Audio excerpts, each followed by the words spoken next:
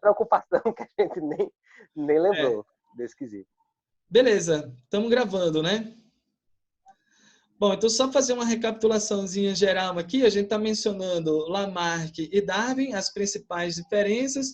Para Lamarck, a evolução acontece por necessidade, e para Darwin, a evolução acontece baseado em mudanças que surgem espontaneamente e seleção natural, que são aqueles efeitos do ambiente que irão favorecer a sobrevivência de alguns indivíduos e desfavorecer a sobrevivência de outros. Então, para Darwin, a evolução ele tem um viés intencional. Perdão, tem um viés acidental. E esse acidente está relacionado com a origem das características, que inicialmente envolve um caráter meio que aleatório, e dentro dessa aleatoriedade do surgimento das características, né? As características surgem acidentalmente, surgem aleatoriamente. Dentro dessa aleatoriedade toda, existe um processo seletivo que é o oposto de aleatório, né? A seleção, ela vai favorecer determinada parcela da população que tem características que o tornam apto a sobreviver. É basicamente nisso que se baseia a teoria da seleção natural, e o Antônio com certeza vai trazer algumas possibilidades de como é que o pensamento evolucionista baseado em seleção natural pode ser utilizado por vocês em uma suposta redação. Antônio, meu querido. Beleza, meu lindo. Olha, gente, eu vou compartilhar com o material que a gente preparou com muito carinho e amor hoje para vocês, tá? E eu garanto que posteriormente, a posteriori, logo depois, nós iremos doar esses slides para vocês. Então, você tome nota, por gentileza, obviamente, porém vocês vão ter acesso a esse slide lá no blog do Rafael, tá? O Rafael vai estar postando esses slides para vocês. Então, amados, é o seguinte: a teoria darwiniana, para nós, será uma das teorias biológicas, eu digo uma porque são várias que poderiam ser utilizadas, que mais nos dará respaldo, tanto para conhecimento sociocultural, que a gente usa na introdução, como para argumentação. A beleza argumentativa da teoria da seleção natural do Charles Darwin está no seu contexto histórico. Por isso, eu vou ter que falar um pouquinho do contexto histórico, tá? Para a gente poder argumentar de uma maneira bem interessante, e vou falar um pouquinho dessa teoria da seleção natural. Beleza? Então, gente, na hora em que eu penso em adaptação ao ambiente, é extremamente necessário que eu lembre que a adaptação ao ambiente, quando se fala biologicamente, ela é feita por tentativa e erro, tá? Ela não é pensada. Já a maneira como nós iremos aplicar isso na sociedade, isso já vai ser feito de outra maneira, ou seja, a partir de uma motivação social, ou seja, eu terei uma coerção, uma força social que imprime no indivíduo uma necessidade de adaptação. Para usar isso na redação, você só precisa entender essa minha fala, e isso vai ser altamente frutífero no teu repertório de introdução de redação. Ou seja, para utilizar isso, eu só preciso que você foque na necessidade de adaptação do indivíduo a um determinado ambiente. Por exemplo, fala-se muito no tema de uberização para esse ano, né? Nós temos cada vez mais mudanças no mercado de trabalho, como, por exemplo, a necessidade da gente, hoje, estar o tempo todo utilizando aplicativos para contratar Ubers, para contratar pessoas para limpar a casa, para contratar diversos serviços. A gente faz tudo como agora? Pela internet. Ei, me diga uma coisa, pessoas idosas sabem lidar bem com tecnologia? Algumas têm algumas dificuldades. Elas ainda não conseguiram se adaptar a essa nova realidade. Ou seja, pessoas com mais idade sofrem diante de inovações tecnológicas. Por isso, a gente conseguiria utilizar a teoria da seleção natural para o mercado de trabalho, para questões relacionadas ao meio ambiente, relações sociais como um todo. Olha, se você for muito conservador mediante os novos relacionamentos amorosos na sociedade atual, você vai ficar um pouco para trás. Como, por exemplo, existia na nossa época, na minha época e na época de Rafael, vou denunciar a nossa idade, nós tínhamos no máximo o ficante, né? Tínhamos o namorado, depois do namoro noivava, depois casava. Agora, Rafael, não sei se você está a par, né? Mas esses meus alunos me explicam, eles me, como eu posso dizer, eles me ensinam muito, né? Tem o ficante sério, tem uma amizade colorida. Depois da amizade colorida tem um chamado PA, que eu não vou usar traduzir aqui na aula, não sei tem alguém menor aí, mas tem esse também. Rafa, se o cara não se adequa às realidades sociais, se ele for solteiro, que não é o nosso caso, ele fica para trás, né? Então há uma necessidade de adaptação desse indivíduo mediante o contexto social no que ele está inserido. Agora, saca essa dica que eu vou passar para você, amados. Presta atenção. Você elencaria no início da sua introdução que durante o século XIX, ali mais para o final do século XIX, o Charles Darwin vai lançar A Origem das Espécies. E, gente, o impacto social que esse lançamento irá causar é a nossa chave argumentativa, é a nossa bússola para a gente argumentar. Por quê? Gente, é o Charles Darwin indo contra tudo aquilo que estava patente, latente, palatável na sociedade daquele instante. Indo contra o criacionismo da Igreja Católica. É tanto que você vai prestar atenção nesse meu terceiro tópico aqui no slide, você vai perceber que o Darwin havia formulado essa teoria já fazia algum tempo, mas ele tinha receio, ele teve certa cautela em revelar essa obra e em publicar, porque isso contradizia totalmente a versão bíblica. Um Deus que erra e acerta está completamente desassociado da ideia de Deus que a gente tinha da Igreja Católica. É tanto que é um best-seller. Ele passa a vender aí 1.250 exemplares só no primeiro dia. Já no dia seguinte já não tinha mais. Professor, como é que eu utilizo isso na minha redação? Ainda bem que você perguntou. Guardou a data aí? Lembrou que é no século XIX? Pois bem, basta que você agora lembre que Charles Darwin terá uma queda de braço com Deus, como a imagem Charles propõe logo aqui embaixo, tá?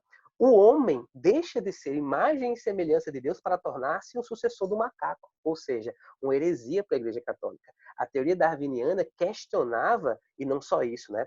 Ela questionava as explicações bíblicas, ia contrariamente e definitivamente não combinava com a imagem de um Deus criador poderoso que é encontrado na Bíblia.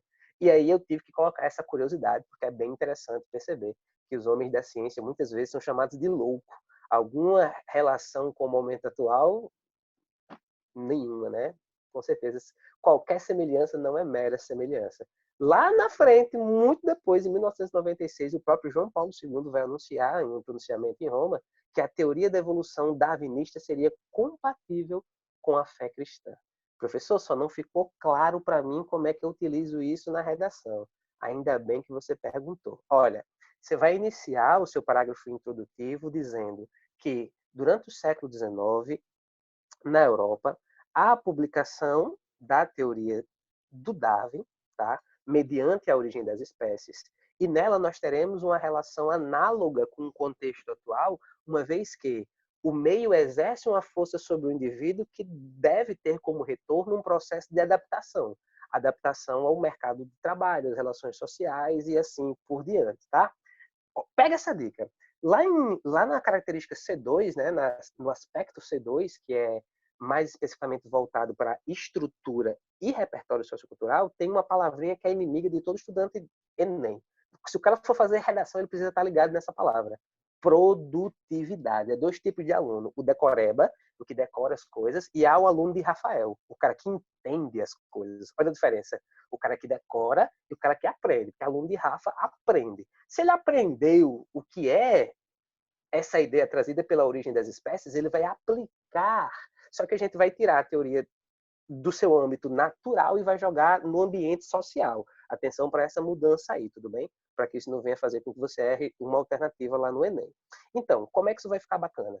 Você usa a obra lá na introdução, demonstrando o repertório sociocultural, cria uma relação análoga com o tema ao qual você está tratando, você vai dizer que há hoje uma necessidade de adaptação, tal qual pregava Charles Darwin no século XIX, e na hora de argumentar, você irá trazer o contexto histórico, justamente a queda de braço entre ciência e religião. Somado a isso, você ainda vai lembrar uma coisa. Gente, o Darwin, juntamente com alguns ismos do século XIX, irão proporcionar o nascimento de um movimento literário chamado naturalismo.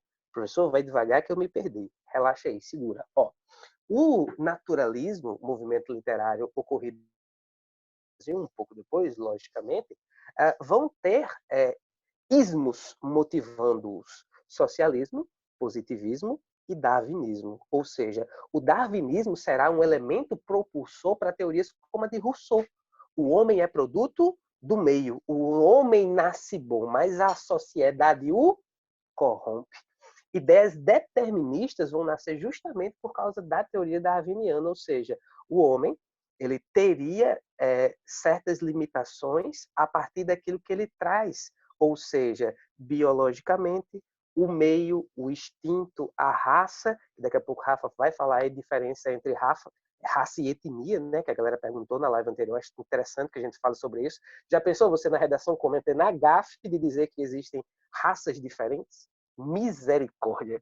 Rafael teve um calafrio agora do início, do dedão do pé até o último fio de cabelo. Não vai cometer uma gafe dessa, né, gente? E aí você pode trazer isso para redações que falam sobre preconceito, você vai poder trazer isso para inúmeras redações. Por enquanto, vamos ao aspecto aqui, para a gente não se perder, o aspecto histórico. Então, preste atenção. Socialismo, positivismo, darwinismo são elementos, são os ismos, como eu gosto de dizer, que serão fomentadores da literatura naturalista. Tá? Então, você vai dizer que Darwin teve um elemento propulsor de fomentar, olha aí que palavra legal, guarda aí no repertório, fomentar, quer dizer, em bom nordestinês, seria jogar lenha na fogueira. É quando você estava brigando com um colega seu na escola e alguém dizia assim, tua mãe! E aí o cara já partia para cima com a voadora com os 2 pés. Pronto, o Darwin fez isso quando lançou a teoria da evolução das espécies, tá, gente? Então, não é exagero dizer, nosso segundo tópico aqui no slide, não é exagero pensar que a literatura naturalista buscava comprovar, através da ficção, a validade de teses científicas deterministas, como aquela que diz que todo indivíduo é produto de 3 forças: raça, meio e instinto. Ou seja, amados, o comportamento humano ele estaria condicionado a fatores hereditários, ao ambiente físico e social. Nesse caso, não haveria subjetividade ou vontade individual, como queriam os românticos, por exemplo. O romantista é aquele cara, né, que maqueia a situação. Oh, meu irmão, encontrei Rafael na rua, mesmo que um anjo descendo do céu, meu irmão, chega a luzinha, brilhou assim, fez, oh, pronto. Esse é o romântico, narrando as coisas. Ele maqueia a situação, né? O realismo, naturalismo vai estar presente no Enem igual assim. Se não cair realismo, naturalismo no Enem, eu rasgo meus 2 diplomas. Rafael vai rasgar o dele também, por causa de um cara chamado Machado de Assis. Machado de Assis é um cara que vai estar presente sempre.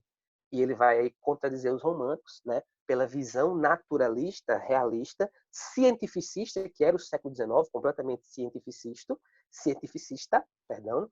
E aí muitos já irão questionar a literatura naturalista, né, por ser considerado de fato a literatura, ou seja, um objeto verdadeiramente artístico. Gente, como aplicar isso na redação? Porque senão a gente perde muito tempo aqui. Olha, usa Darwin, a teoria da evolução, lá na introdução, fazendo um elo com o momento atual, que é necessário que nós nos adaptemos. E na hora de argumentar, tu vai lembrar de todo o contexto cientificista que acontece na Europa do século XIX, os vários ismos que acompanham, e vai dizer que naquele momento histórico nós temos a ciência imperando sobre a religião. Ou seja, gente, isso é muito importante. Ó, vou até voltar um tópico aqui, ó. O homem deixa de ser imagem e semelhança de Deus para ser o sucessor do macaco.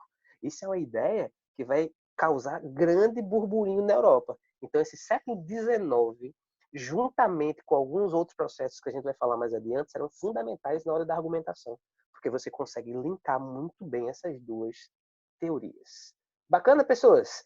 Para fechar, vocês vão ganhar agora mais um adendo, mais um bônus. Cara, eu quero trabalhar com o Rafael quando ele disse assim, Antônio, vamos fazer essa parceria. Essa ideia já me veio na mente aqui, porque ela vai agradar muitas pessoas aqui na hora de argumentar.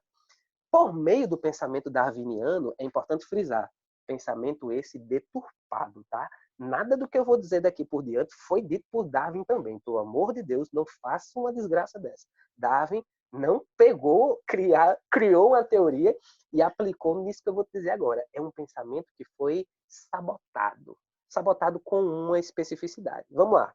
A partir do darwinismo, que é uma ideia Ele foi biológica, os caras... adaptado, né? Foi. Mais do que adaptado, viu?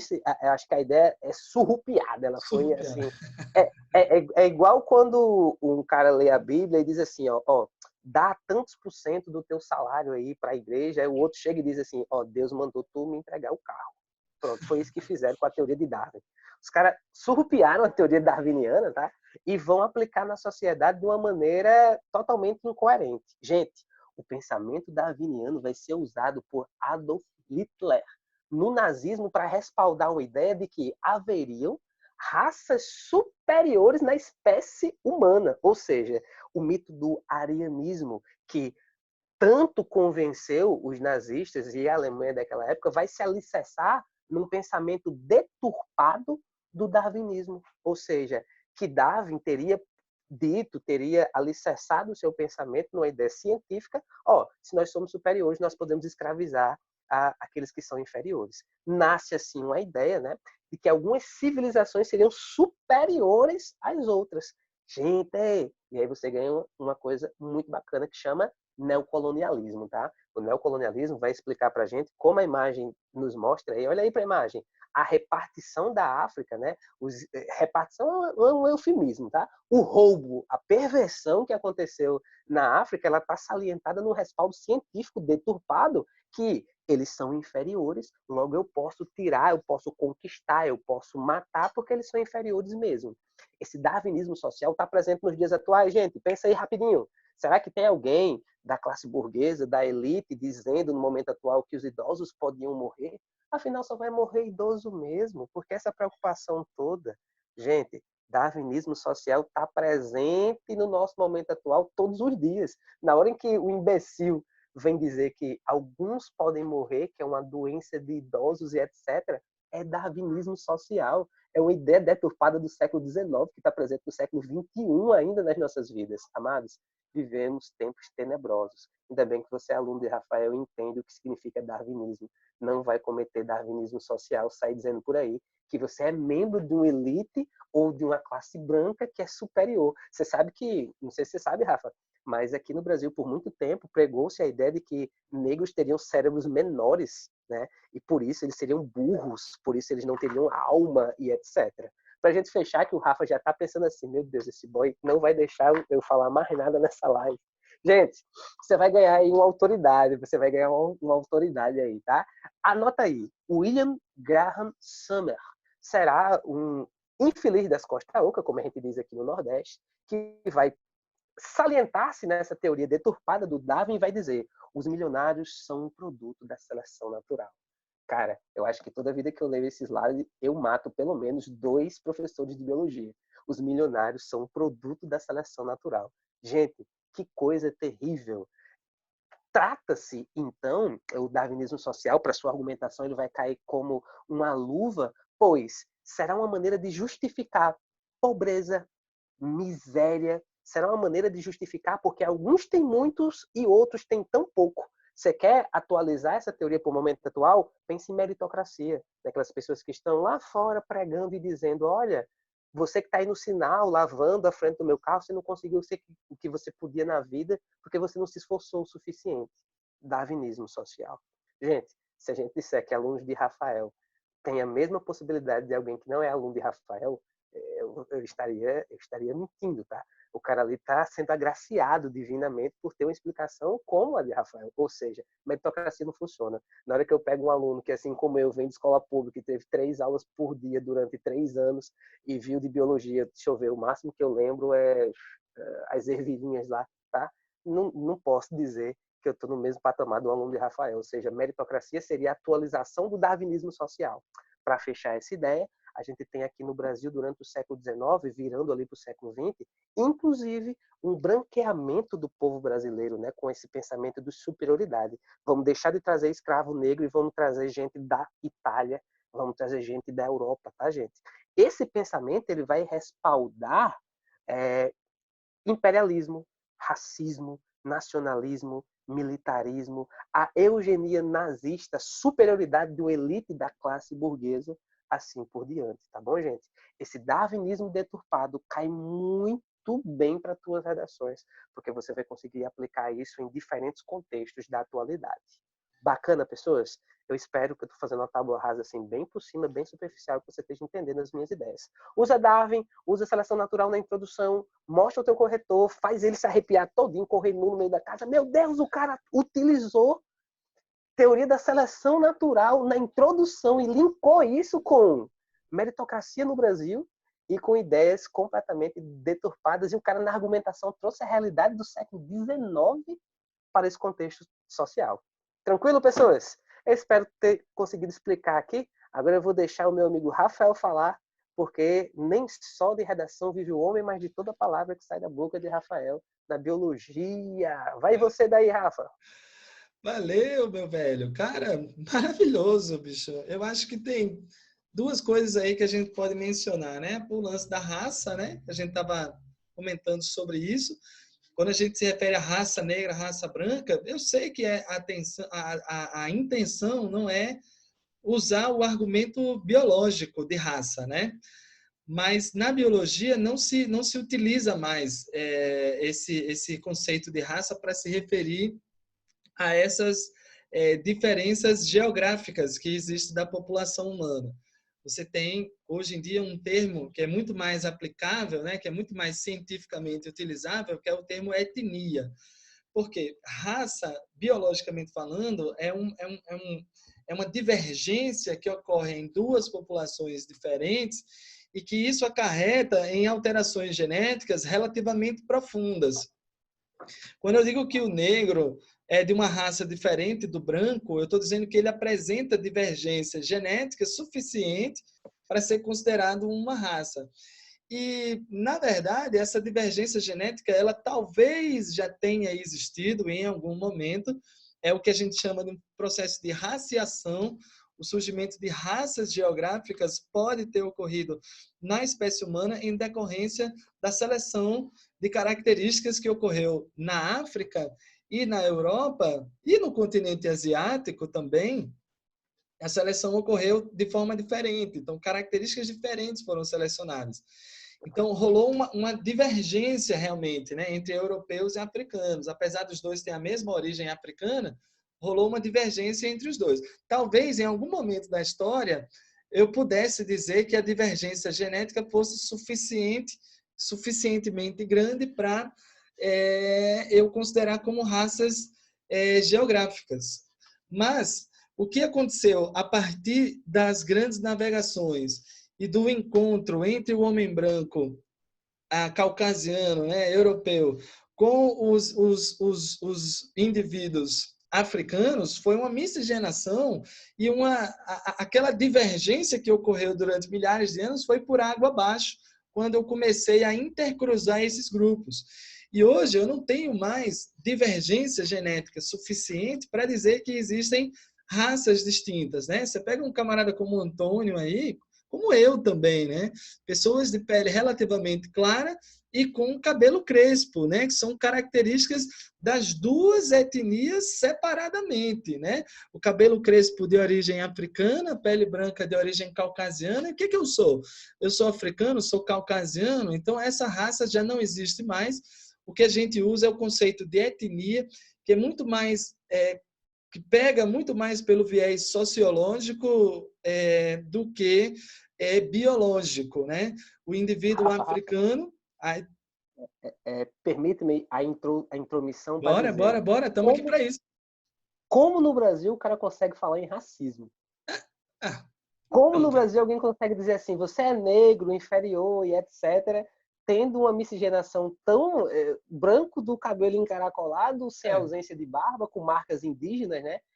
Não tem pelo corpo. Cara, como falar em preconceito no Brasil? Esse é um argumento biológico que poderia ser muito bem utilizado na hora da argumentação da redação.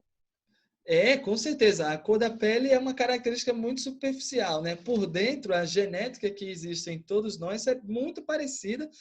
A divergência genética humana, se você pegar um negro de cabelo preto, encaracolado, aquele típico indivíduo de etnia africana, e comparar com uma pessoa do norte da Europa, aquelas ruivas de olho claro, por exemplo, aparentemente eles são muito distintos, né? Superficialmente eles são muito distintos, mas existe uma divergência genética muito baixa entre eles. Existe 95% de similaridade genética entre as etnias mais distantes, né? O africano e o norte da Europa, por exemplo. É 5% apenas de divergência. Então, não existe divergência suficiente para se dizer que eles são de raças distintas. É tudo o mesmo conjunto gênico. A diferença é a cor da pele, por exemplo, né? Uma característica entre tantas É a outras que quantidade de são... melanina ou não, né, cara? É a É, quantidade de melanina ou não. exato, é uma proteína que um indivíduo produz mais e outro produz menos. De resto, é tudo igual. Enfim, então eu vou preferir utilizar o conceito de etnia, tá, moçada? Etnia africana, etnia caucasiana, etnia asiática, e não mais os conceitos de raça para nossa redação, tá? Maravilhoso, maravilhoso. Ei, vamos seguir? Vamos seguir, Antônio? Vamos embora? Vamos pro próximo tópico aqui? Vamos tocar o barco. O que eu tô achando magnífico é que a outra tem horário para acabar, mas essa daqui não tem, né? Se der Essa aqui não meia-noite, tem. Essa os não vizinhos, tem. os vizinhos aqui vão jogar alguma coisa em mim, mas a gente continua assim, vida que segue.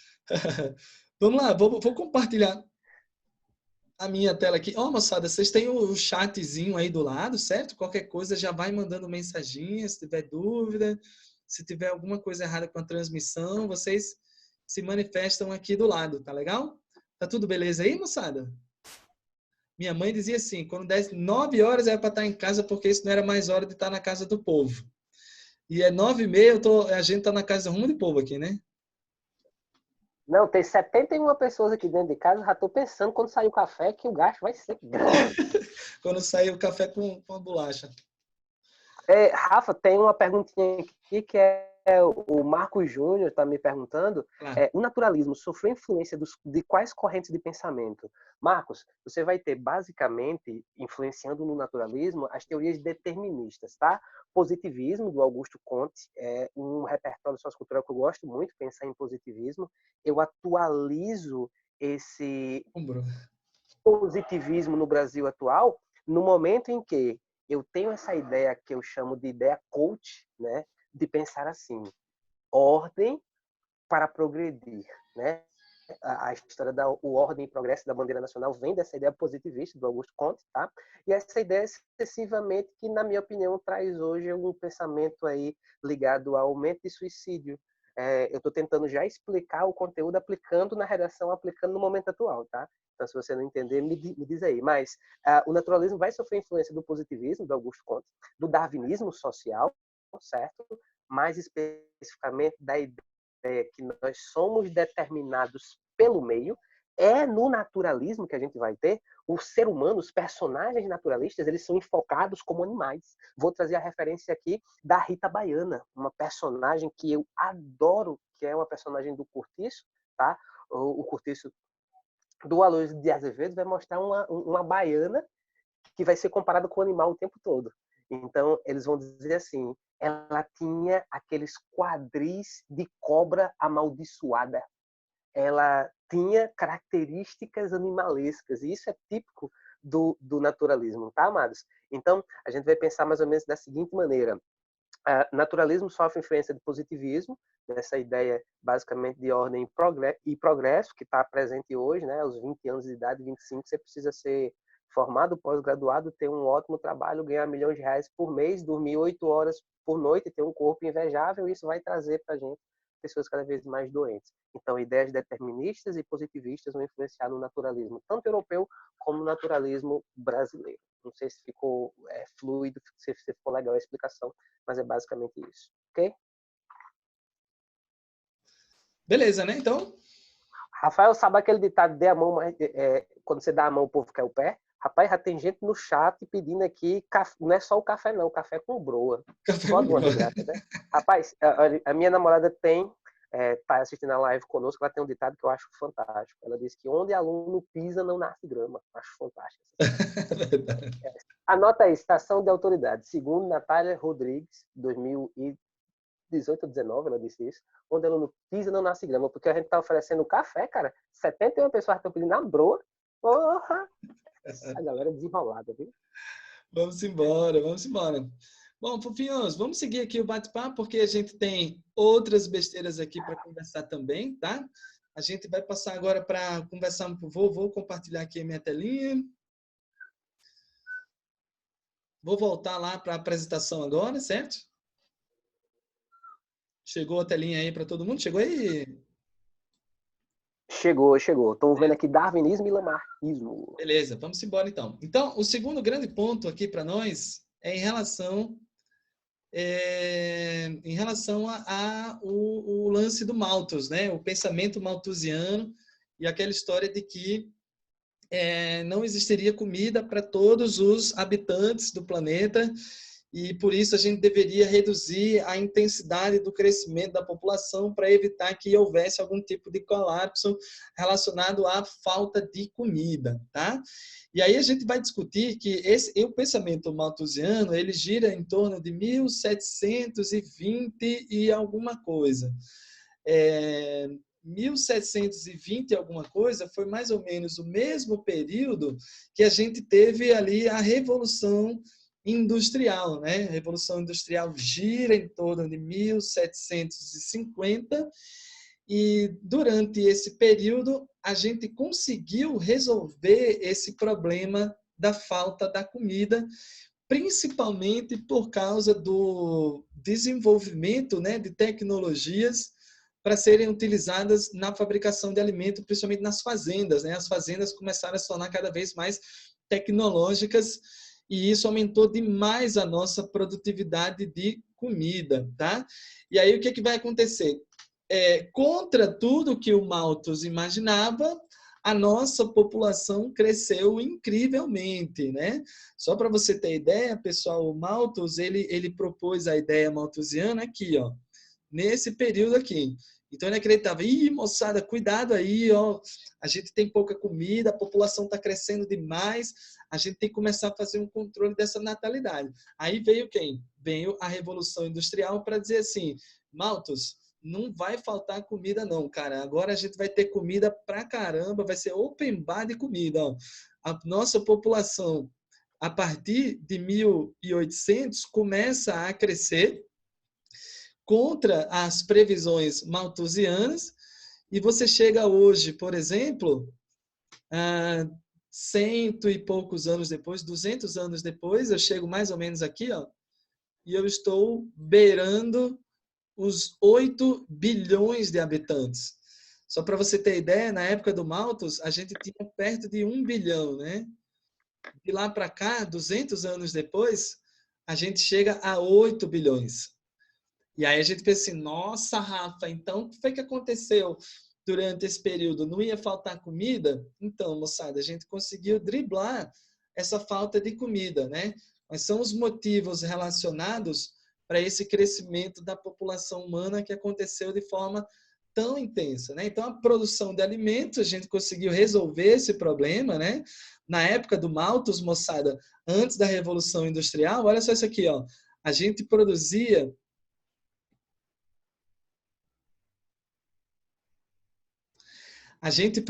coisa de 1.500 quilocalorias por pessoa. Isso aqui, moçada, é uma média que é insuficiente para manter um adulto saudável. O adulto precisa de uma média de 2.000 quilocalorias. Então, realmente, na época do Malthus, a produtividade de alimento era bem limitada. Abaixo do ideal, inclusive. O índice de desnutrição na população humana nesse período aqui, ó, moçada, era muito alto, né? Por isso que a taxa de mortalidade era tão alta e a nossa população não conseguia crescer.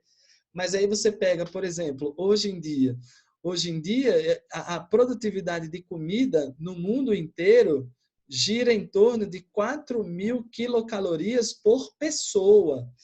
Quer dizer, é comida suficiente para alimentar 2 terras, moçada. É comida suficiente para alimentar 2 populações.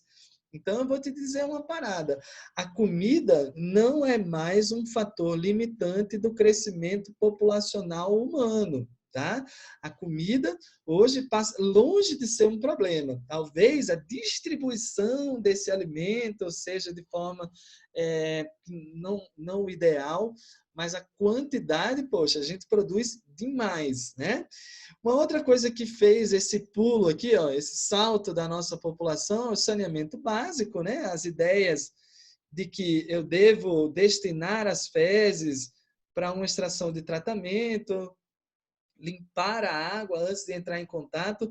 Isso diminuiu muito o índice de contaminações oral-fecal, diarreias das mais variadas formas, poliomielite, enfim, são doenças transmitidas pela água. E, por último, os avanços da medicina, uma teoria criada em 1870 por um camarada chamado Louis Pasteur, a teoria dos germes, por volta aqui, ó, 1870, estou onde mais ou menos? Estou aqui, ó, mais ou menos aqui, ó, mais ou menos nesse período aqui do gráfico, você teve o surgimento de uma ideia que diz que as doenças são causadas por micro-organismos, né? Antigamente, antes disso, daqui para trás, ó, pessoal, a galera acreditava que as doenças eram causadas por entidades divinas, por espíritos, por qualidade do ar. Malária significa mau ar. Aí vem o Pasteur, chega para todo mundo e diz assim, ô moçada, doença não é castigo de Deus não, gente. Doença é causada por micro-organismos tão pequenos que a gente não consegue enxergar. Então, é importante que a gente desenvolva hábitos de higiene, como lavar as mãos, higienizar os instrumentos cirúrgicos para evitar a propagação desses micro-organismos. Aí, depois disso, a nossa população bufo, ela bombou muito, moçada. Muito, muito, muito, né? E os principais responsáveis são as vacinas, saneamento básico, os hábitos de higiene e a grande disponibilidade de alimentos que a gente tem hoje em dia. Então, o Malthus, ele errou para a população humana, né? Dizendo que a comida ia ser limitante. Não foi. Mas o Malthus acertou quando ele se refere ao ambiente natural. No ambiente natural, realmente, a comida é limitante. E isso provoca a morte de muitos indivíduos. E aí rola competição por comida, essa competição gera uma seleção natural. Inclusive, Darwin se baseou também nas ideias malthusianas de competição por alimento, né? Falta de comida para todo mundo, e por isso você vai ter competidores, vai ter os vencedores e o lance da seleção, né? Um aulão não é um aulão se não tiver questão, né, moçada? Eu acredito nisso. Eu acredito que qualquer oportunidade que a gente tiver de fazer uma questãozinha é sempre válida, né? Para consolidar as informações. Então, vamos ver essa aqui, ó. Ele diz assim, ó, para se estabelecer a curva de crescimento populacional de leveduras, as células desses fungos foram cultivadas por 20 horas em frascos contendo meio de cultura líquido. A cada 30 minutos foi retirada uma amostra de mesmo volume para contagem do número de células. Os dados obtidos estão representados no gráfico ao lado, aqui, ó. Veja só, pessoal, toda vez que você pegar um gráfico, você vai olhar aqui, ó, o eixo X está contando o tempo, o eixo Y está contando o número de leveduras por amostra. Então, no tempo zero, eu tive uma coleta com poucas amostras. Depois de algum tempo, 2 horas depois, eu tive uma outra coleta, já tinha uma quantidade maior de fungos.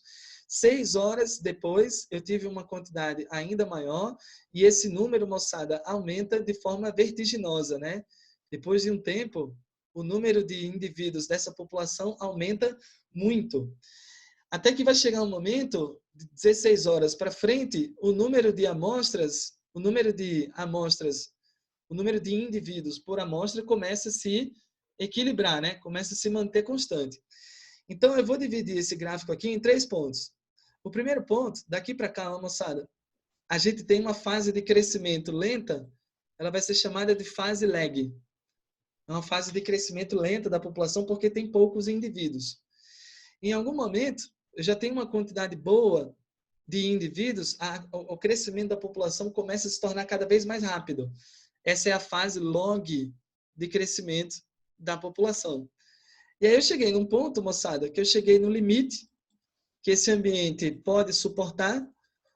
Lembre que esse limite está associado à comida, está associado a espaço, está associado a uma série de fatores que pode acabar aumentando o nível de mortalidade dessa população. Então, nesse momento aqui, ó, eu tenho uma fase de equilíbrio do crescimento populacional. É a fase que você tem que a taxa de mortalidade se iguala à taxa de natalidade. Você pergunta assim, Rafa, Nesse ponto aqui, não está mais nascendo ninguém, é? Não está mais nascendo ninguém? Onde está? Tá nascendo uma ruma de gente. Mas também, moçada, está morrendo muita gente, né? Então, é por isso que a população não cresce. Está morrendo por quê? Por causa que a taxa de competição é muito alta. Cuidado aí, moçada. Eu já vi questão assim, ó. Eu já vi questão dizendo assim, em qual momento do gráfico a taxa de seleção natural é mais intensa? Aí ele colocava assim, ó, momento A, o momento B e o momento C. Ele perguntava em qual desses 3 momentos aqui a taxa de seleção é mais intensa. E aí, moçada? A taxa de seleção é mais intensa no momento C. Porque é aqui que começa a faltar comida, é aqui que começam as competições e é aqui que os perdedores serão eliminados. A taxa de mortalidade vai aumentar. Legal? Se eu comparar com o gráfico humano, né, da população humana, a gente vê isso aqui. A gente está aqui, ó, pessoal. A nossa curva ainda está na fase lag. Ainda está na fase log. Crescendo rápido. Mas perceba que no finalzinho, ó, em 2048, já começa a dar uma curva aqui, ó. 2050. A gente vai estar vivo para ver essa curva acontecendo. E essa curva aqui, ela está relacionada muito provavelmente com os limites do ambiente, em relação às nossas necessidades. Vamos ver, né? O que vai rolar daqui para lá. Bom, moçada, vamos para as alternativas, então, né? Vamos ver o que acontece aqui na parada. Ó. Letra A, a curva no gráfico representa o potencial biótico das leveduras. A curva que ele está mostrando é essa aqui, ó, a curva em S. Moçada, a curva em S, ela mostra o crescimento real da população, certo? A curva em S é essa aqui, ó. Ela mostra o crescimento real da população. O potencial biótico de uma população, ele vai ser representado por uma curva em formato de J, desse jeito aqui, ó. O que é esse formato de J? É o quanto essa população iria crescer se ela não sofresse interferência do ambiente. Se ela não sofresse interferência do ambiente, ela ia crescer ao infinito e ao além. É isso que a gente chama de potencial biótico. É o quanto a taxa reprodutiva dessa população permite o crescimento sem levar em consideração os limites. Só que o ambiente tem um limite e essa curva em J, ela é deformada para uma curva em S. A curva em J é a curva teórica e a curva em S é a curva de crescimento real. Tá? Aí a letra B, ó. A área entre a linha tracejada e a curva no gráfico indica a resistência do meio. Bom, a resistência do meio indica, moçada, o quanto o potencial biótico sofreu interferência. O quanto o potencial biótico sofreu de interferência por causa da resistência do ambiente. Então, o quanto o potencial biótico foi deformado é essa área aqui, ó. Essa área que fica limitada numa aresta, né, pelo limite do ambiente. A outra aresta seria o crescimento teórico da população e a outra aresta é o crescimento real. Então, essa área aqui, ó, representa a resistência que o ambiente influenciou, né, a resistência que o ambiente apresentou. Letra C. A taxa de mortalidade se iguala à taxa de reprodução entre 4 e 12 horas. 4 e 12 horas, a população ainda está crescendo, ó, pessoal. Quando é que a taxa de mortalidade se iguala? Aqui, ó, entre 14 e 20 horas. Na letra D, a linha tracejada no gráfico determina a carga biótica máxima do meio. Opa, moçada, olha aí, ó. A linha tracejada ela representa a resistência, o limite do ambiente. Essa linha tracejada ela representa o limite do ambiente e é o limite do ambiente que determina a população máxima, né? A letra D está bem legal. E na letra E, as células cessaram a reprodução a partir das 16 horas. Aquela pergunta, Rafa, aqui, ó, não está mais reproduzindo, não? Homem está reproduzindo uma ruma, mas também está morrendo um bocado. Daí você igualou essas duas taxas, a população parou de crescer. Valeu, moçada? Então, vamos ficar com letra D aqui nessa questãozinha, tá legal? Antônio, como é que essa ideia maluca... Diz, meu bom. Como é que essa ideia maluca toda aí do Thomas Malthus pode ser encaixada aí num suposto tema de redação? Meu irmão, ainda bem que você perguntou. Deixa eu compartilhar com a galera aqui o meu slidezinho e eu já vou explicar como é que isso vai se dar, tá? Então, gente, o que é que a gente vai aproveitar aqui da teoria malthusiana, galera? Ó, a ideia é bem tranquila. Mais especificamente, o foco que a gente vai dar da teoria malthusiana, tá? É como essa população, por que houve esse salto, esse crescimento, né, da expectativa de vida, tá? Pensando no contexto histórico, e entre muitas aspas, porque que o Malthus errou. Na verdade, ele não erra. Ele acertou no meio natural, porém, quando a gente fala do meio social, a gente teve interferência, como o Rafa bem falava ali no gráfico, tá? A gente teve uma limitação aí que possibilitou essa permanência do ser humano viver mais, que a gente vai falar mais para frente especificamente, tá? Anota aí que vale post-it e cola aí na tua cama. É no ensaio sobre o princípio da população, de 1798, que o Malthus vai lançar essa ideia de que a população cresceria num ritmo acelerado e em algum momento ia faltar comida. Eu me lembro bem, Rafa, a última prova que eu fiz da Compev é a capa da Veja dizendo somos 7 bilhões de pessoas no mundo. E agora? Nós estamos em 2020 e agora as nossas proporções beiram os 8 bilhões de pessoas. Amados, como é que eu aplico isso na redação? Primeiro, alimentação. O assunto do momento, o que mais se fala, vegetarianismo, veganismo, tá?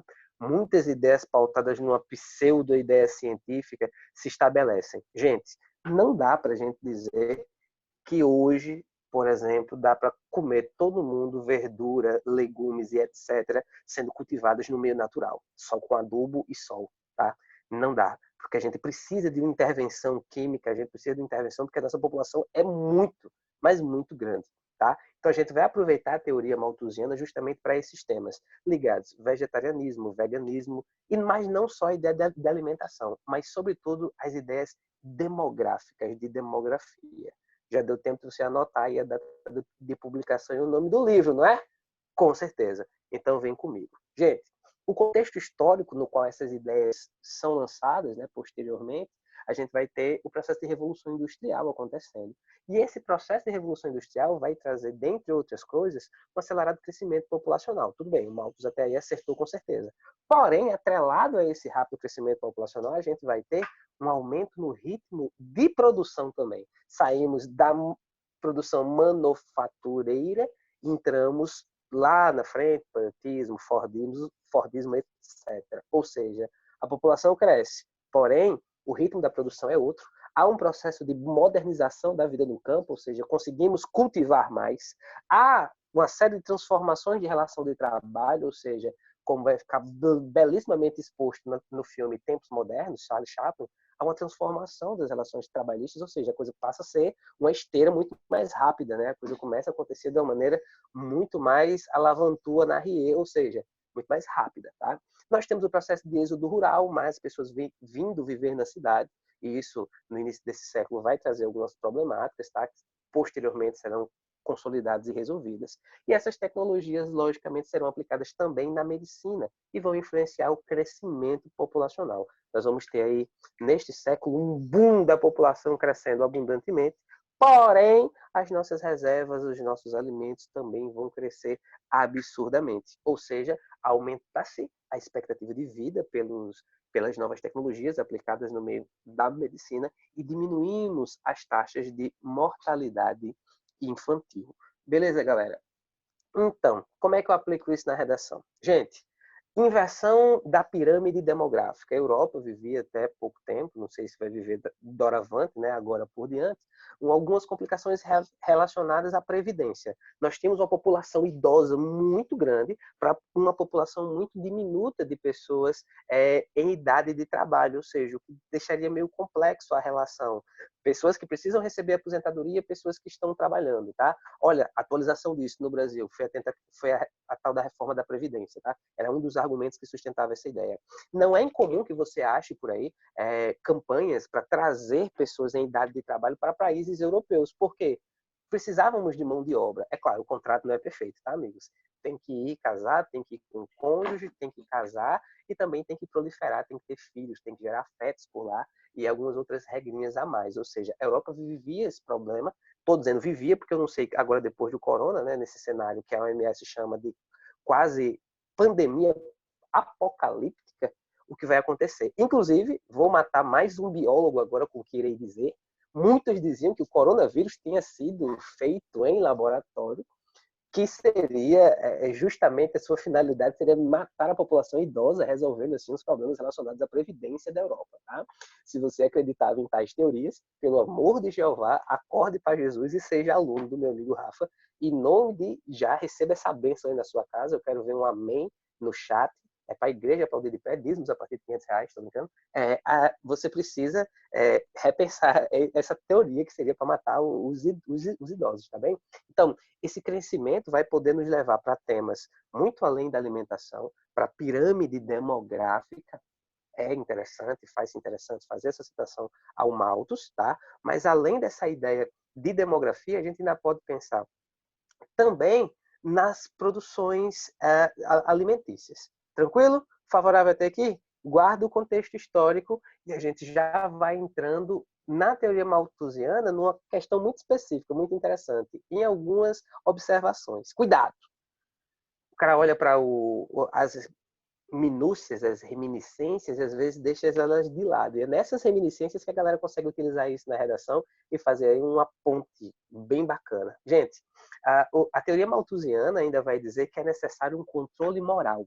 O que Malthus está chamando de controle moral é justamente o controle de natalidade. Gente, Brasil atualiza para o momento atual, precisa de um controle de natalidade? Ao meu ver, que não precisa ser o seu, sim. Aliás, já passou da época. Então, o Malthus vai pensar num controle moral, por assim dizer, porque, logicamente, na época malthusiana, nós temos a ligação entre sexo, moral, ética e igreja, ou seja, ele vai dizer, olha, precisamos de um controle moral na sociedade. Ele vai ser aí parente, amigo da ideia da Damares de abstinência sexual, tá? Esse controle moral não seria feito pelo uso de métodos contraceptivos. Ele estaria ali do lado da Damares, juntamente Sérgio Moro e outras propostas magníficas acontecidas nesse nosso Brasil. Rafa, funciona bem demais. Chega para o adolescente. Antônio, no caso, foi. Aquele gráfico que a gente viu há pouco tempo mostrou que a ideia do Malthus falhou miseravelmente, né? Miseravelmente, miseravelmente. E o mais interessante, meu amigo Rafa, essa A ideia do controle de crescimento. A ideia de controle de crescimento. Então, amados, essa ideia de controle aí, tá? Ela estará ligada especificamente direcionada à população pobre. Ou você que é ligado em redação, já vai anotar, já vai colocar no post-it aí. Olha, a ideia de controle moral, ela é para pobres e não para a burguesia e não para a elite. Então, a teoria malthusiana vai poder ser utilizada em diferentes temas de redação. Eu dei aqui só uma tábua rasa, só um pouquinho do que tu pode fazer a utilização. Já vou pegar essa carona para passar para a Rafa, que vem falar agora de um assunto muito massa na biologia, que é a teoria neomalthusiana. Gente, lá na frente, lá no século XX, nós vamos ter o neomalthusianismo, que seria o novo malthusianismo. O que é que teria diferente entre um e o outro? É só porque a preocupação agora não é mais só com a alimentação, mas, na verdade, intimamente ligada ao crescimento populacional e, em consonância com isso, o aumento da miséria. A miséria, a falta de emprego e problemas socioeconômicos estariam intimamente ligadas à ideia do crescimento em demasia da população. Podemos dizer que a teoria neomalthusiana errou, amados? Será que temos tanta gente, quase 8 bilhões de pessoas em pleno século XX, não trouxe problemas socioeconômicos? A própria inversão da pirâmide etária comprova isso, tá? A má distribuição, porque aí agora vale uma pontuação, o Rafael pontuou isso aí de maneira muito sublime. A gente produz bastante alimento. E por que tem gente passando fome? A gente produz bastante, mas o que é que falta, então? Tenho certeza que meus alunos agora estão gritando dentro de casa, professor é comunista demais. Com orgulho, viu? Com orgulho. Sim. Gente, o que falta é má divisão de renda. Eu já estou vendo, aliás, o problema é a má divisão não só de recursos, como de renda, como de um todo, tá? Então, se você pensar na teoria neomalthusiana, tu vai poder argumentar com ela dizendo, não errou a teoria neomalthusiana quando pontuou que o crescimento exacerbado por parte da população traria problemas socioeconômicos, miséria, falta de emprego, mas não porque falta produção, mas porque é mal dividido. Ou seja, tem tanta gente com muito e tanta gente com pouco. Rafa, prometo que vou fechar agora, mas eu não vou me furtar esse comentário. Não vou me furtar porque meu lado de esquerda ele acende assim de vez em quando. Amados, a galera que tá pedindo aí o retorno dessa... Vamos voltar a trabalhar, gente, foi só uma gripezinha, porque a economia vai por água abaixo, porque o vendedor de pipoca precisa ir por sinais. Amados, pega os grandes empresários que estão reclamando aí que a economia vai quebrar, pega o lucro deles em 2019 e vê quantos salários mínimos eles conseguiriam pagar. Eu vou dar só como exemplo aqui o dono do Madeiro, eu estou falando de lucro. É o que sobrou depois que ele pagou tudo, o que sobrou para o bolso dele. O dono do Madeiro conseguiria sustentar a favela da Rocinha inteira durante 3 meses, pagando um salário mínimo para cada um. Cara, esse argumento não cola. Eu não vou matar um biólogo dizendo saia na rua agora nesse exato momento porque isso é uma gripezinha. Amados, tá aí teoria neomalthusiana na sua cara para você usar e aplicar na sua redação da maneira que você quiser. Rafa, antes de passar para você, eu acho que a gente tem umas perguntas, não tem aí para responder? Tem, não tem? Tem umas perguntazinhas. É só a galera aqui chiando com a minha cara. Se Antônio não militar, não é ele. Amada, ou eu venho da aula, ou se eu vier da aula, eu tenho que militar, senão eu não fiz nada. Alguém me perguntou anteriormente, Rafa, se haveria uma ligação entre Bauman e naturalismo. Gente, eu acho um pouco forçado, tá? O Bauman vai falar sobre a liquidez das relações humanas, enquanto o naturalismo vai falar mais especificamente neste homem que centralizadamente será visto sem aspecto racional. Olha, eu tiro a racionalidade do ser humano e ele é movido apenas por instintos animais, instintos animalescos. Por isso não vejo um elo entre liquidez, Bauman e naturalismo. Beleza? Rafa, tô passando a bola para ti, para a gente ir caminhando em direção aí a mais um conceito biológico que mais tarde eu vou aplicar na redação, beleza? Agora vem o maravilhoso Rafael. Maravilha, maravilha. Cara, muito legal. Olha que rendeu esse bate-papo, né? A gente passou por Malthus, passou por... Poxa, tantos temas legais, né? Crescimento de população, vacina, saúde, sociologia. Pô, muito legal, né? Cara, é inter demais, né? Já rolou história, literatura, sociologia, biologia. Meu irmão, um negócio desse devia estar sendo passado pela Globo em rede nacional. Cara.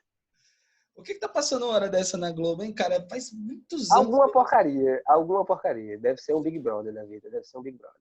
Tivesse transmitindo nós, hein? Ô, rapaz, se tivesse transmitindo nós teríamos uma nação aí que pelo menos não usaria conceitos biológicos à torta e direito para justificar a barbárie. Né? É verdade. Tchutchu, é o seguinte, a gente vai chegando então à nossa última pauta da noite. Fina estampa. Fina estampa, caraca. Não, os noveleiros de plantão já tinha que ser Ana Emanuele, sabe? A pessoa vem pro aulão para estar falando de novela. É uma pessoa que fica... Rafa, você sabe que a Ana Emanuele eu vou destravar a Aninha aqui. Eu acho que eu vou destravar o áudio de Aninha só para ouvir a risada dela. Não, hoje a gente vai dormir, não dorme mais nunca. Depois dessa risada aí, a aula se acaba, pô. Ela é responsável aí por uma citação que é uma citação que diz que o inferno são os outros. O cachorro de Aninha olha para ela e diz assim: quando é que essa menina volta a estudar? Essa quarentena precisa acabar.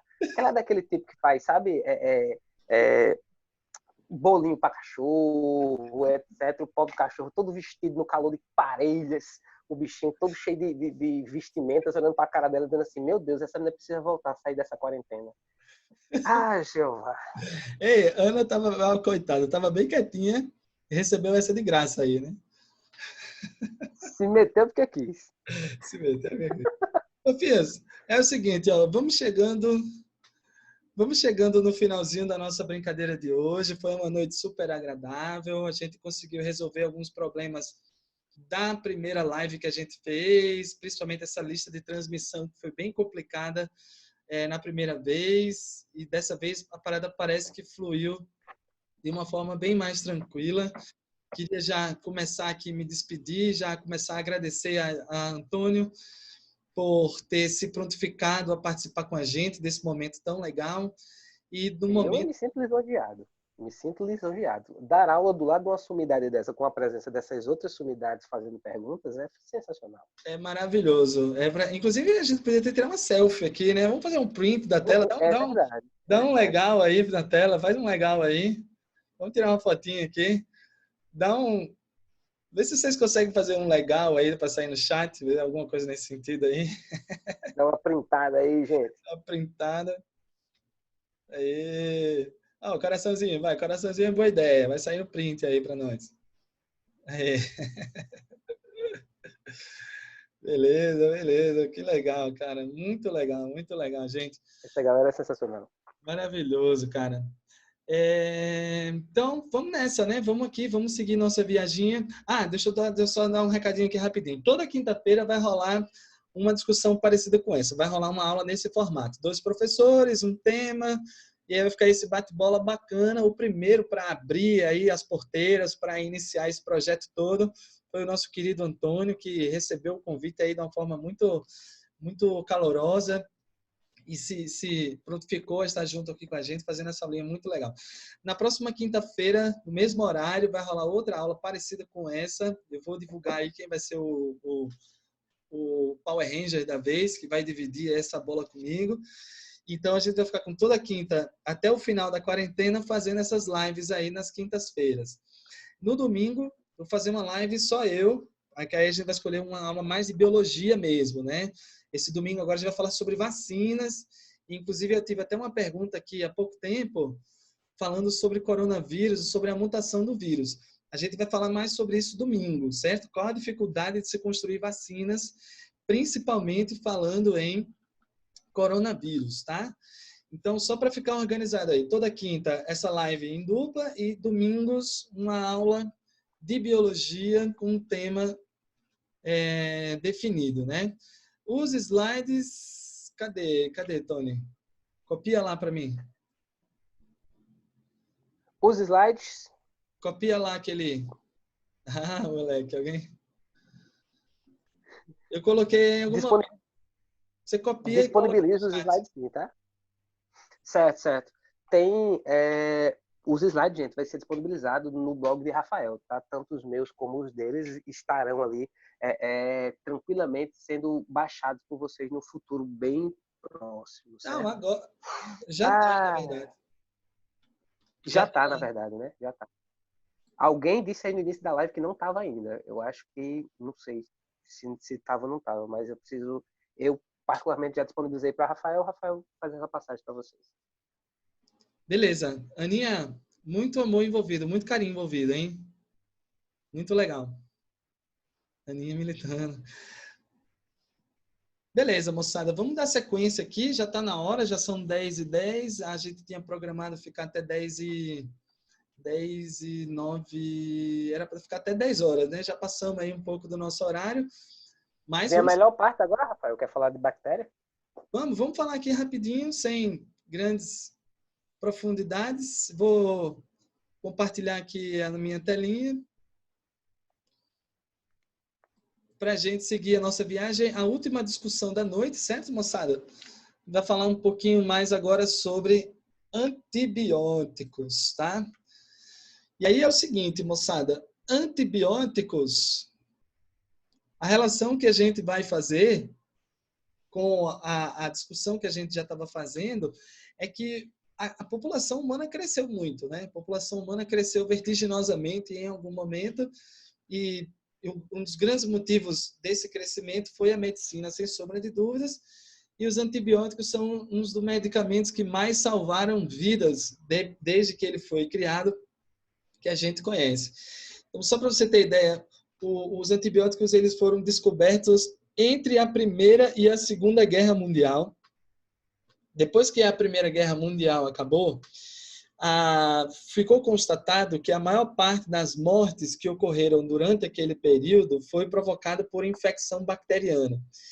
Então, um camarada, um inglês, inclusive, o Alexander Fleming, ele começou a trabalhar loucamente para descobrir uma substância que conseguisse matar essas bactérias, mas que mantivesse o hospedeiro vivo. Quer dizer, uma substância que fosse nocivo para a bactéria, mas que não fosse nocivo ao homem, né? Então, é muito difícil a gente encontrar uma substância como essa na natureza, mas a gente encontrou várias delas. E essas substâncias, elas são chamadas de antibióticos, tá? Os antibióticos, pessoal, eles são medicamentos, né? Porque eles apresentam uma ação dentro do hospedeiro, que somos nós, sem causar danos. É isso que a gente chama de toxicidade seletiva, né? A toxicidade seletiva é a capacidade que o antibiótico tem de matar a bactéria e deixar a gente vivo, né? Porque tem muita coisa que mata a bactéria por aí afora, moçada. A água sanitária mata a bactéria, né? Mas você nunca vai ver um médico recomendando ao seu paciente gargarejo de água sanitária 3 vezes ao dia. Porque, beleza, Rafa, vai matar a bactéria, mas eu vou morrer junto, né? Então, eu preciso de um medicamento que seja nocivo à bactéria, mas que seja nocivo exclusivamente a elas. E aí a gente demonstra aqui algumas dessas substâncias, né, como elas agem na célula bacteriana. Talvez o antibiótico mais famoso de todos sejam as penicilinas. Penicilina, talvez, inclusive a penicilina foi o primeiro antibiótico a ser descoberto, né, lá pelo Fleming.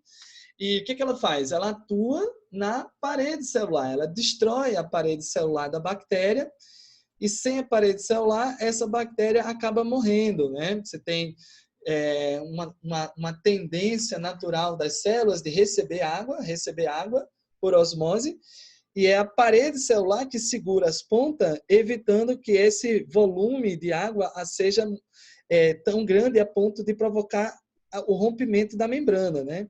Então, a água entra, mas a parede celular segura as pontas. Se eu destruir a parede celular de uma bactéria, ela vai perder essa proteção e vai se deformar e vai acabar rompendo, né? Então, a penicilina é um antibiótico que atua desestabilizando a parede celular e isso acaba causando a morte da bactéria. Mas perceba que existe uma infinidade de antibióticos que atuam sobre outros mecanismos. Por exemplo, moçada, tem antibiótico que neutraliza as estruturas celulares que realizam a tradução. Por exemplo, os ribossomos, moçada, eles podem ser neutralizados por alguns antibióticos, né? Você tem que a transcrição também pode ser alvo de alguns antibióticos. Tem tudo aqui, ó. Tem vários antibióticos sendo exemplificados. Outros antibióticos atuam impedindo a replicação do DNA da bactéria e tudo isso interfere no desenvolvimento normal desse organismo, né? Então, muito cuidado naquele momento em que você confunde, que você acredita que o antibiótico pode ter algum efeito sobre vírus. Muito cuidado, moçada. Vírus são estruturas acelulares. Vírus não tem parede celular. Então, o antibiótico não tem efeito sobre o vírus. O vírus não tem metabolismo próprio. Então, o vírus é incapaz de fazer tradução. Então, o antibiótico ele não tem eficiência sobre o vírus, né? O vírus não tem ribossomo. Então, o antibiótico não tem efeito sobre eles, né? Veja você que o antibiótico ele atua exclusivamente em bactérias, tá? E não é capaz, por exemplo, de interferir no funcionamento de nenhuma outra célula que não seja bactéria e nem interfere nas estruturas virais, tá? Para a gente começar a se despedir aqui, a gente conversa um pouco sobre resistência bacteriana, né? Aos antibióticos. A gente menciona aqui a tal da seleção natural.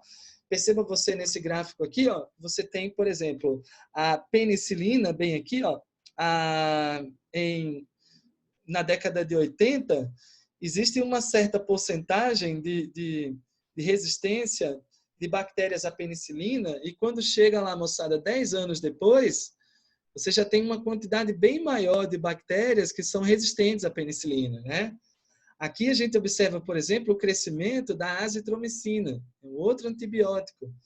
Então, veja que existe um crescimento, né, do número de bactérias resistentes, e você sempre vai pensar, quando falar em resistência bacteriana a antibióticos, você vai pensar em seleção natural.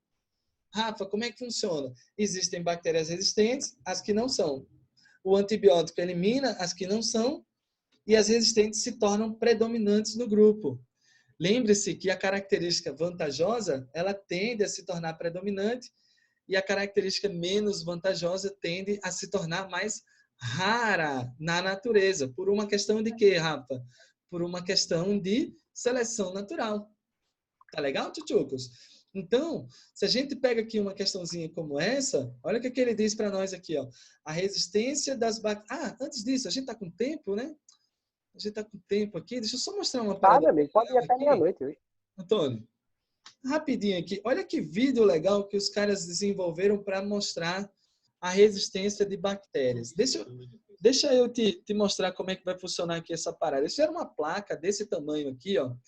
E nessa placa eles dividiram em quadrantes, como ele está mostrando aqui. Nas pontas, eles colocaram 0 concentração de antibiótico. Vê? Ele vai mostrar aqui para a gente, ó. Ele vai colocar 0 antibiótico nas extremidades e vai aumentando a concentração de antibiótico à medida que eu me aproximo do centro. Quer dizer, então a concentração 1 vez, 10 vezes mais, 100 vezes mais, 1000 vezes mais. De modo que é impossível uma bactéria viver aqui no centro, né? Mas veja... Rafa, a imagem que está aparecendo para a gente é o texto da questão. Não sei se você está mostrando outra coisa, mas está no texto da questão. Vamos lá, deixa eu compartilhar o vídeo aqui então. Certo. Estamos no... Aí, agora sim, meu querido. Chegou? Chegou, agora chegou. Beleza, eu estava falando sobre a placa e a placa é essa. Ó. Nas extremidades eu coloquei 0 antibiótico. Ele vai colocar aqui nas extremidades, ó. Vai aparecer aí, ó.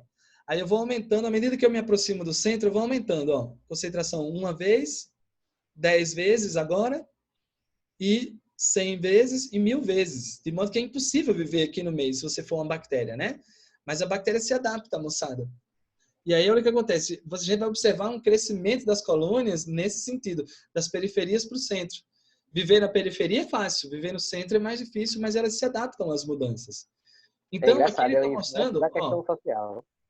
Uma imagem da colônia bactéria no início, ó, sem antibiótico. Aí, olha aqui no cantinho, olha aqui, ó, surgiu uma mutação, ela se tornou resistente. Essa aqui sobreviveu no antibiótico 1 vez. Então, ela desenvolveu a habilidade de sobreviver no ambiente com antibiótico por causa de mutações.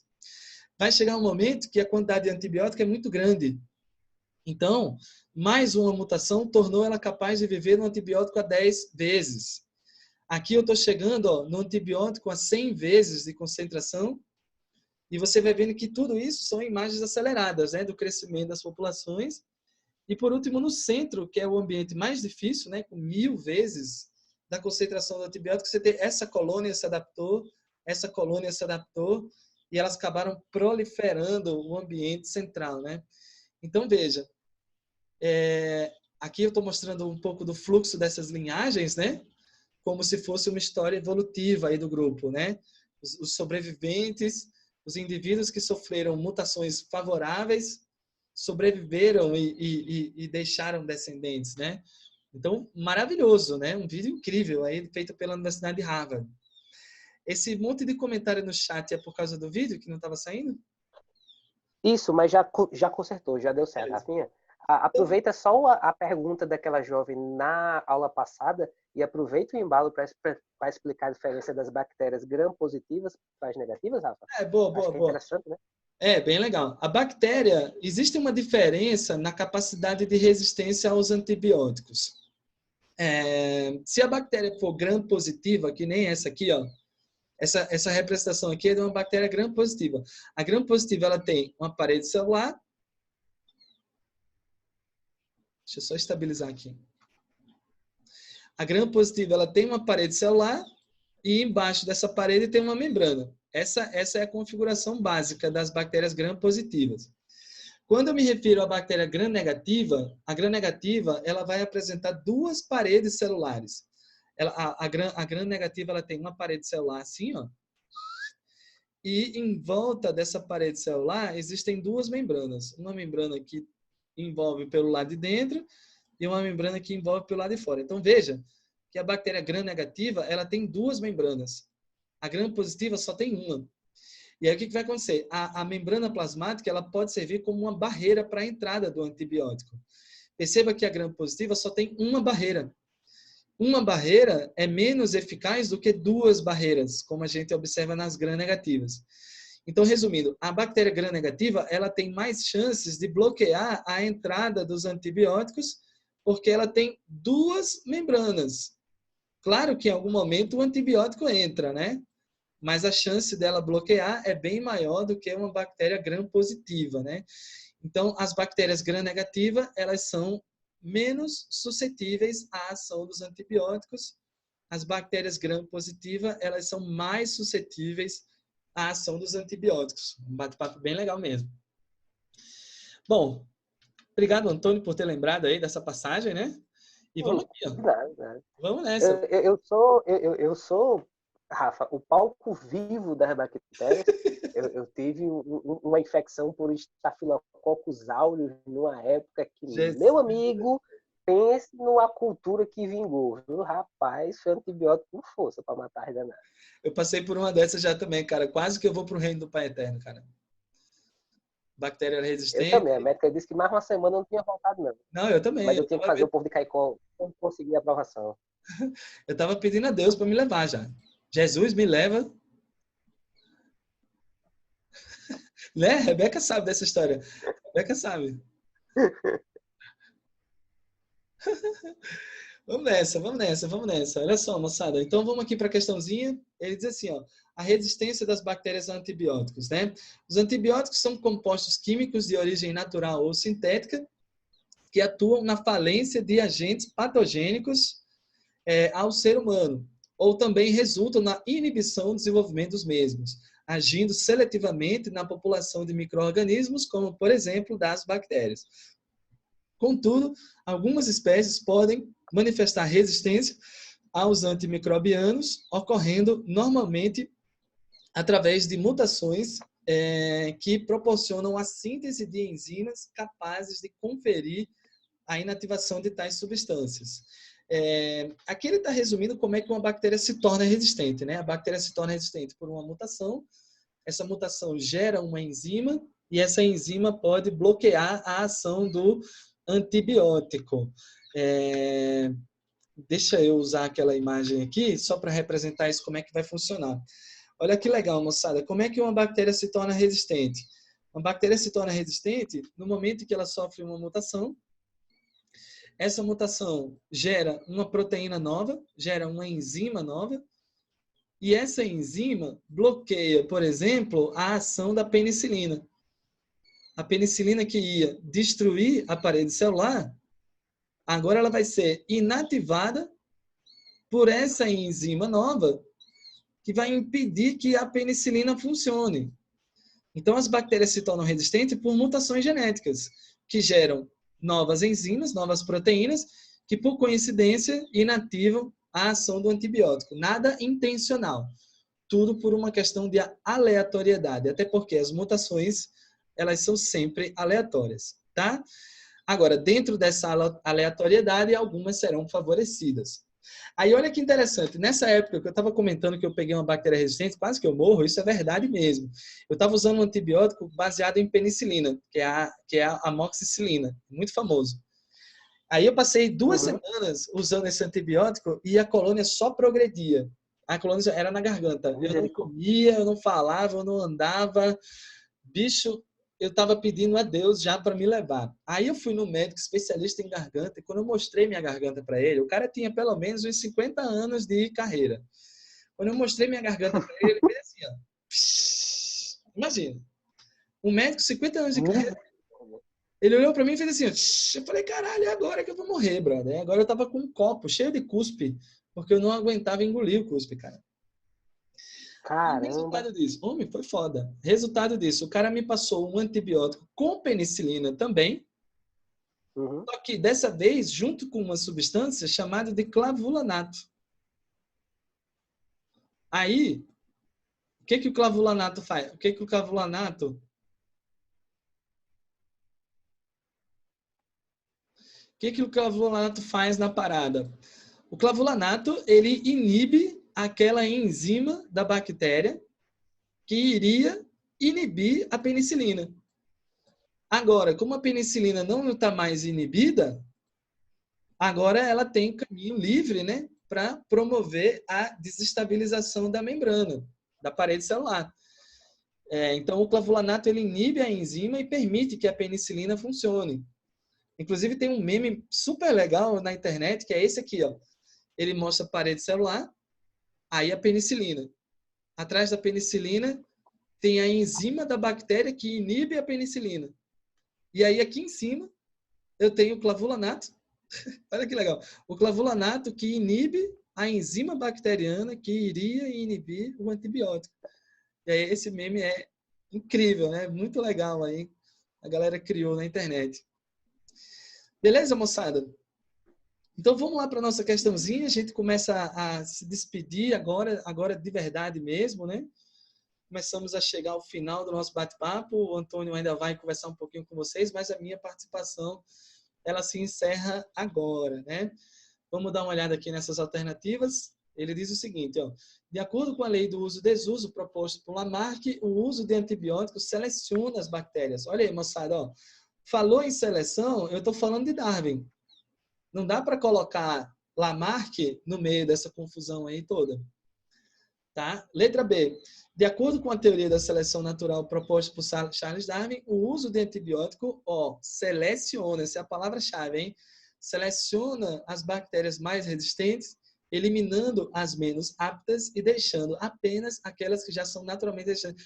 Essa alternativa, ela tá linda, cara. Dava para emoldurar ela, colocar na parede do quarto. Ela tá maravilhosa. Mas vamos ver a letra C, ó. Segundo a teoria da seleção natural de Darwin e o uso e desuso de Lamarck, as bactérias desenvolvem resistência à medida que entram em contato com o antibiótico. Veja, é uma evolução intencional. Isso é coisa de Lamarck, tá? A letra C não tá legal. A letra D. De acordo com as teorias evolucionistas de Lamarck e de Darwin, todos os caracteres evolutivos adquiridos são passados aos descendentes. Isso também é a ideia lamarquista, tá, moçada? O lance da transmissão dos caracteres adquiridos. E, por último, segundo Darwin, o uso de antibiótico deixaria as bactérias mais resistentes. Veja, Darwin nunca diria isso. Darwin diria, existem algumas mais resistentes. O que o antibiótico faz é isso aqui, ó. Ele age como um seletor. Tá? Por isso que a letra B ficou tão legal aqui na nossa brincadeira. Ô, Antônio. Diga, meu jovem. Estou preocupado com uma coisa, cara. Diga. Eu estou preocupado agora como é que tu vai conectar antibióticos, resistência aí de bactérias com a redação. Eu não queria estar na tua pele agora, não. Meu querido, nem se preocupe que a ponte ela fica claríssima. Quando se trata de SUS no Brasil, meu amigo, você pensa em SUS no Brasil, você pensa na situação atual brasileira, vem na hora a ideia que eu vou passar agora para eles, tá? Gente, vou aqui colocar para vocês o meu slidezinho, para que você consiga me entender mais facilmente. Gente, Alexander Fleming, mais especificamente em 1928, vai inaugurar, né, inclusive de uma maneira muito interessante, né, Rafa, que ele descobre sem querer, na verdade, né, essa substância chamada penicilina.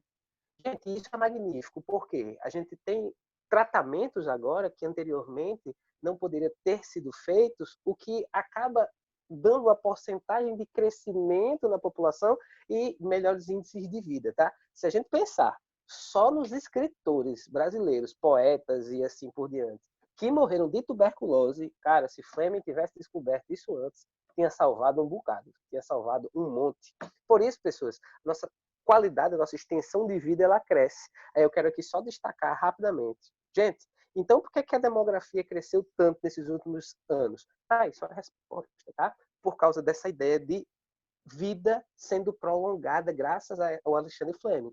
Mas, professor, nós temos que ressaltar aí também que o número de nascituros não é tão alto como era, né? Famílias que tenham 12, 10, 20 pessoas.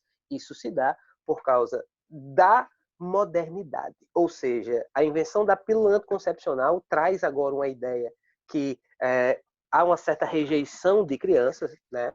Somado a isso, a gente vai lembrar que nós temos a entrada da mulher no mercado de trabalho de uma maneira muito mais efusiva e o alto custo de vida vai fazer com que a gente não tenha essa multidão de filhos, né? Machado de Assis vai dizer na última linha do seu livro Memórias Póstumas de Brás Cubas, não tive filho, não passei adiante a miserabilidade humana. Nessa pegada, se a gente pensar em Fleming, se a gente pensar nesse crescimento demográfico, porém, entretanto, todavia, já não tão exacerbado como era antigamente, mas com a vida sendo perpetuada por mais tempo, a gente vai ter, com o tema automedicação, uma ligação íntima. Amados, negligência governamental acontece no momento em que eu consigo negar para a sociedade, de uma maneira ou de outra, direta ou indireta, uma assistência de verdade.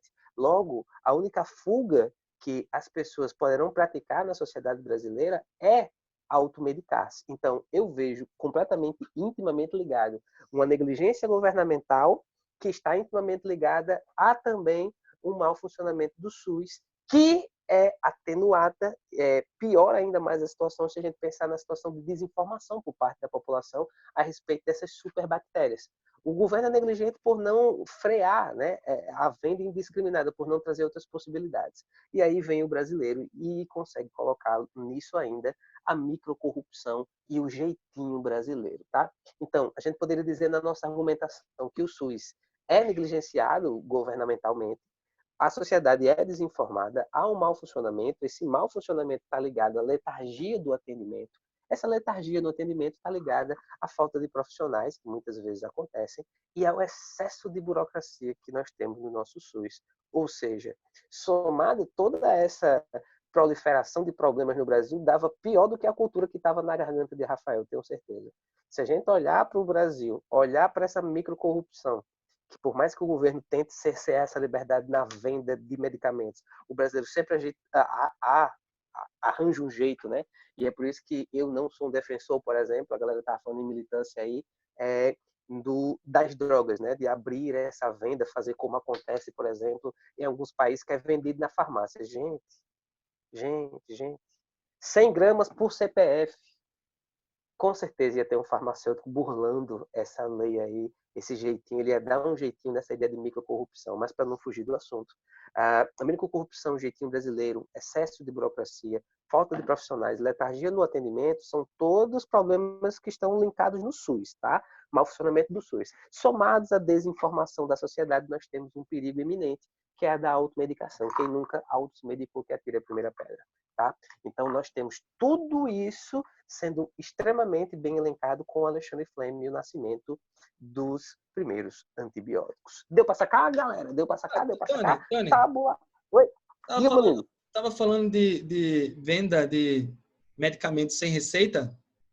Uhum. Essa substância que é utilizada para a malária, que está sendo vendida agora como suposta cura para o coronavírus. Como é que isso está atingindo, é isso? Não, eu estava lendo aqui não, a questão. Deixa eu continuar. Essa substância, como é que é o nome dela? Eu não lembro mais. Mas, enfim, essa substância ela só é vendida com receita médica. Sim. Mas, mesmo assim, ela foi esgotada em praticamente todas as farmácias do país. Quer dizer, chegou Cara, aí. Tá aí um ótimo argumento. Tá aí um ótimo. É essa mesmo, hidroxicloroquina. É uma substância que só é vendida com receita médica, mas mesmo assim ele esgotou, porque todo mundo comprou sem receita. Então, enfim, é complicado esse lance. Alguém perguntou aí como não seguir os horários do antibiótico pode contribuir para a redução da eficácia. Você vai ter que pensar o seguinte, meu querido. Ô, Tony, vamos encerrar essa telinha aí? Vamos agora mesmo, querido. Desculpa, eu estava aqui pegar aquele negócio de riscar aqui. Como é que faz, hein, velho? E, bicho, no final dessa aula eu já vou me denunciar, eu já ia dizer assim, homem, não desligue não, me ensina a fazer esses paranauê aí. Aí, eu apoio aqui para ver qualquer coisa. Aí, todo mundo tá vendo a telinha? Tá sim. Imagina só o seguinte. Imagina que você tem um gráfico aqui que ele representa os 100% de bactérias que tem no seu corpinho e o tempo que você vai seguir utilizando esse antibiótico. Imagina que são 7 dias. E esses 7 dias eles são estabelecidos pelo número de comprimidos que existem na caixa do antibiótico, né? Imagina que você vai tomar 7 comprimidos, um por dia. E aí, quando você tomou o primeiro comprimido no primeiro dia, imagina que você tinha uns 100% de bactéria, e isso diminuiu uma boa parcela da população. Aí você tomou o segundo antibiótico no segundo dia, você diminuiu ainda mais a população bacteriana. No terceiro dia, a população bacteriana é muito pequena. No quarto dia, menor ainda. Perceba que, após o quarto comprimido, tem tão pouca bactéria que provavelmente eu já nem percebo mais os sintomas. E é nesse momento aqui, geralmente, que ocorre o abandono do tratamento. O abandono do tratamento, ele vem na ausência dos sintomas. eu não tenho mais sintoma, então eu já estou livre da bactéria. Se eu abandonar o tratamento e não tomar o 5º dia, o que vai acontecer? A bactéria vai voltar a proliferar.